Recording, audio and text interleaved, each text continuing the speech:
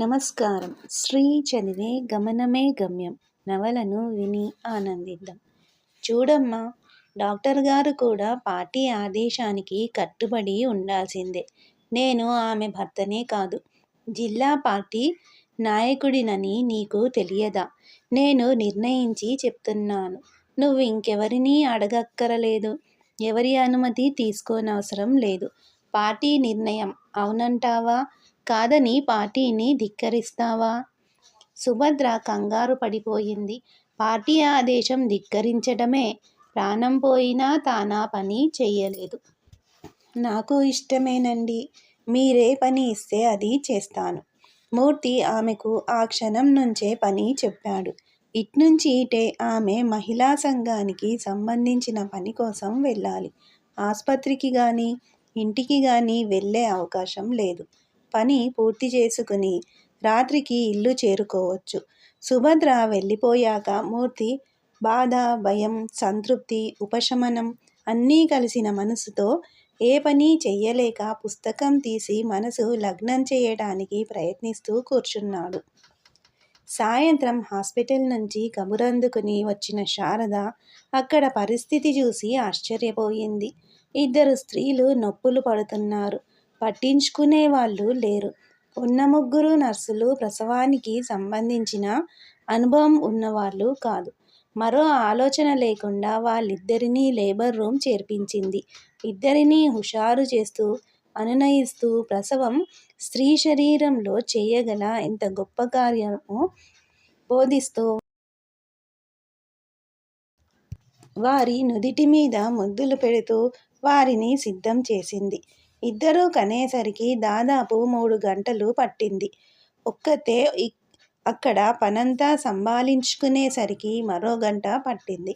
బయటికి వచ్చి చూస్తే ఆ రోజు డాక్టర్ గారి దగ్గర చూపించుకోవడానికి వచ్చిన వాళ్ళతో హాలు, వరండా కిటకిటలాడి పోతున్నాయి. చకచకా ఒక్కొక్కరినే నవ్వుతూ పలకరిస్తూ, ఇలా చేస్తే ఎలాగోయ్?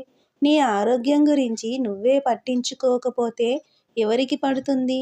వేరే ఏమీ చెయ్యొద్దు. రోజూ అన్నంలో ఆకుకూర, పప్పో, పచ్చడో చేసుకు తిను. సాయంత్రం ఒక వేరుశనగ పప్పుండా తిను. నెల రోజుల్లో నీరసం గీరసం ఎగిరిపోతుంది. రక్తం పట్టాలోయ్ నీకు.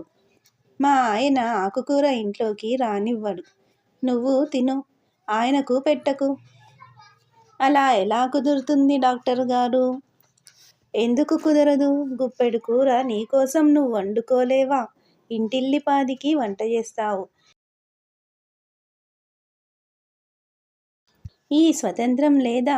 మీ ఇల్లెక్కడా? మీ ఇంటి దగ్గరేనండి. ఇంకేం, రోజూ 12ంటికి మా ఇంటికి రా. ఎవర్నైనా పంపు.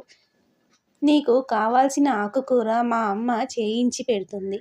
అట్లాగే ఒక పప్పుండా ఇస్తుంది. సరేనా? వెంకమ్మ లేచి శారద 2 కాళ్ళు పట్టుకుంది. చీచీ, అదేం పనోయ్? నువ్వు వెళ్ళు. బయట ఎంతమందున్నారో చూశావుగా. వెంకమ్మ లాంటి ఎందరికో శారద అంటే పిచ్చి ఆరాధన. పనంతా ముగించుకుని చిన్న నర్సు సరస్వతిని అడిగింది. సుభద్రమ్మకి ఏమైంది? ఒంట్లో బాగాలేక ఇంటికెళ్ళిందా? లేదమ్మా, మధ్యాహ్నం ఎవరో వచ్చి పిలుచుకెళ్ళారు. పార్టీ ఆఫీసుకి వెళ్తున్నాను. అరగంటలో వస్తానంది. మళ్ళీ రాలేదు. దానిని గురించి శారద పెద్దగా ఆలోచించలేదు.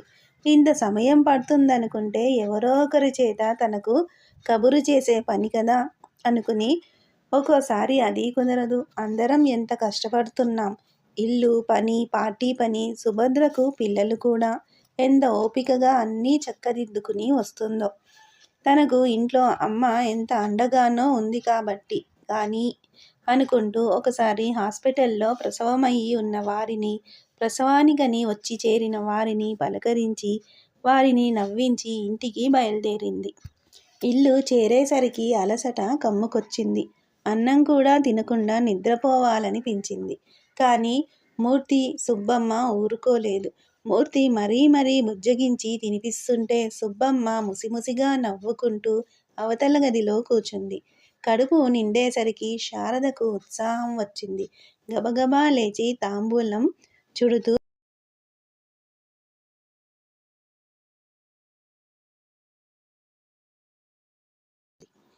నను పాలింప నడిచి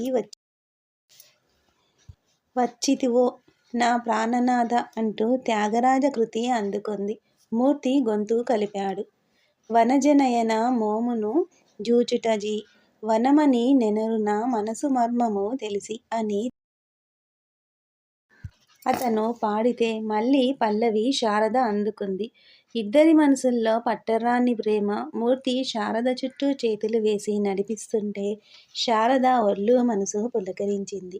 మూర్తి ప్రేమ ఉంటే చాలు, ఎంత పనైనా చేసేస్తా అనుకుంది. అతని కౌగిలిలో నిశ్చింతగా నిద్రపోయింది. మర్నాడు ఇద్దరూ కాఫీ తాగుతూ ముచ్చటించుకుంటూ ఉన్నారు. నిన్న ఎంత అలసిపోయానో. సుభద్ర లేదు. పనిమీద వెళ్తున్నానని నాకు కబురు చెయ్యనూ లేదు. 2 కాన్పులు, 50 మందికి పైగా జనం. నువ్వు చేసిన ఉపచారం వల్లగాని, లేకపోతే ఇవాళింత హుషారుగా లేవలేకపోయేదాన్ని. ఉపచారము చేసే వారున్నారని మరవకుమా అన్నాడు మూర్తి. మరవకురా. త్యాగరాజ కీర్తనలో ఒక్క అక్షరం కూడా మనం మార్చకూడదు సీరియస్గా అంది శారద. సరేరా అన్నాడు మూర్తి సరదాగా. ఇద్దరూ నవ్వుకుంటూ లేచారు. వరుసగా 2 రోజులు సుభద్ర రాలేదు. శారదాంబ ఇక ఊరుకోలేక సుభద్ర ఇంటికి వెళ్ళింది. ఇంట్లో సుభద్ర లేదు. ఆయన పిల్లలకు వండి పెడుతున్నాడు.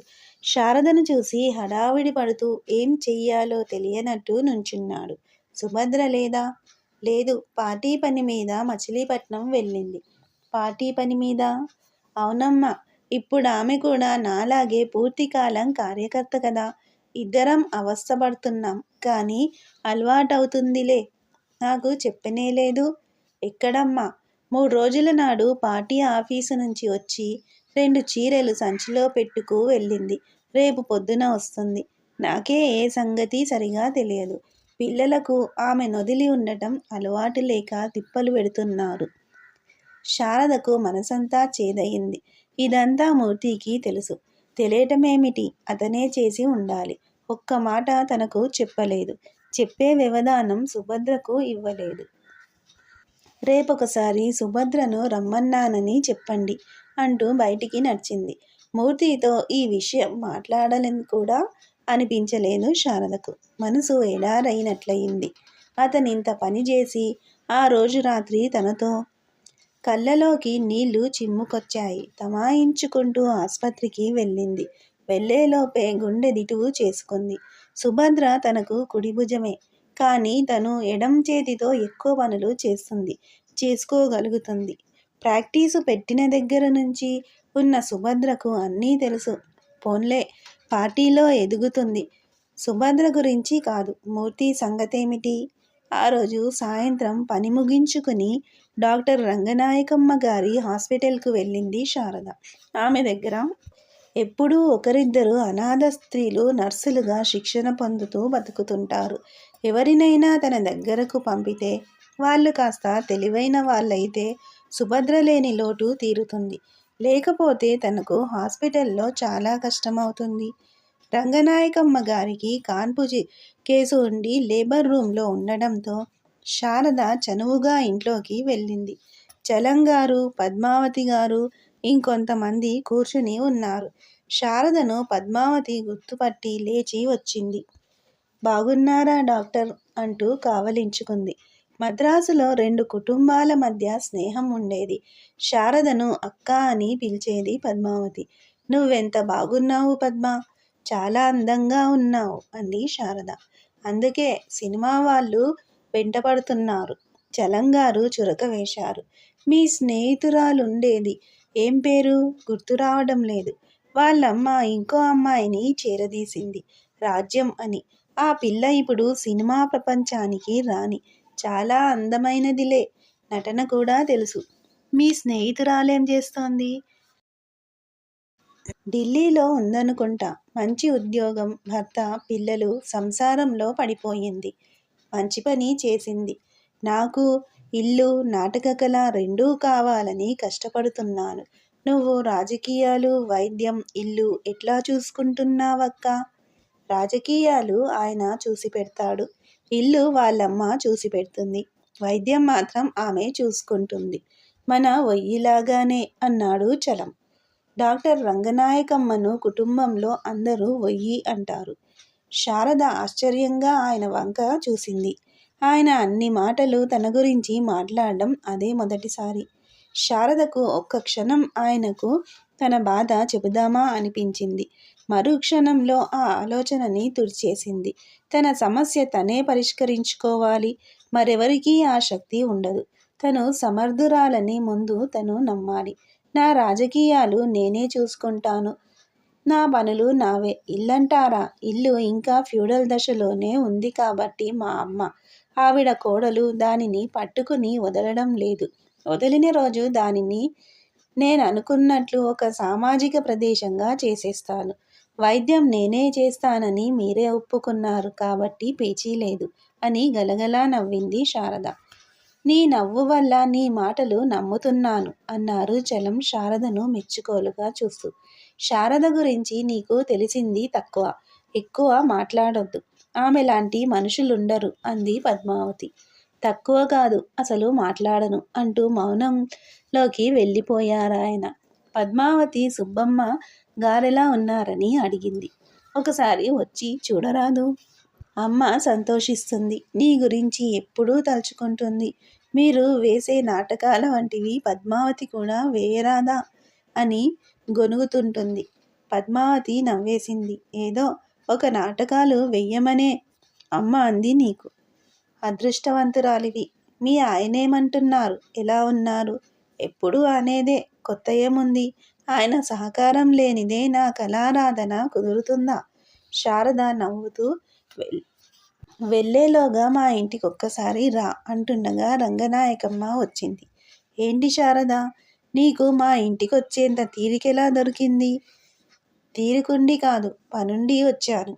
శారద తనొచ్చినదెందుకో చెప్పింది. రంగనాయకమ్మ లేచి, రా హాస్పిటల్కి వెళ్దాం. ఒక అమ్మాయిని చూపిస్తా. నీకు నచ్చితే తీసుకుపోదువు గాని. ఇద్దరూ లేచి హాస్పిటల్కు వెళ్ళారు. ఈ నవల మీకు నచ్చితే సబ్స్క్రైబ్ చేయండి, షేర్ చేయండి, లైక్ చేయండి, బెల్ ఐకాన్ను ప్రెస్ చేయండి. శ్రీ ఛానల్ ఆడియో నవలను వింటున్నందుకు ధన్యవాదములు.